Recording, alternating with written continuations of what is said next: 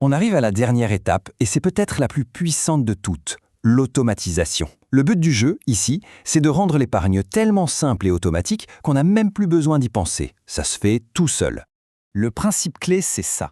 Se payer en premier. Ça veut dire quoi? Ça veut dire que dès que le salaire tombe sur le compte, un virement automatique part vers un compte épargne, avant même de payer le loyer ou les factures. On inverse complètement la logique, l'épargne n'est plus ce qui reste à la fin, mais la toute première dépense.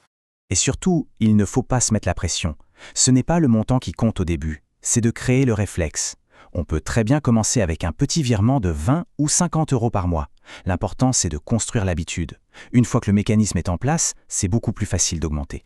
Et la puissance de cette simple habitude, elle est là. 50 euros par mois, ça peut sembler dérisoire. Mais regardez, en 5 ans, ça fait 3 000 euros. En 10 ans, 6 000 euros. Et ça, c'est sans même compter d'éventuels intérêts. C'est la magie de la régularité sur le long terme. Finalement, le but de tout ça, ce n'est pas juste d'avoir des chiffres bien rangés dans un tableau. Le vrai gain, il est ailleurs. C'est moins de stress, moins de disputes liées à l'argent, c'est pouvoir réaliser ses projets plus vite, que ce soit les prochaines vacances ou l'achat d'un appart. Et surtout, c'est retrouver un vrai sentiment de contrôle et de sécurité. Donc la question, ce n'est plus de savoir si c'est possible, mais plutôt par quoi on commence.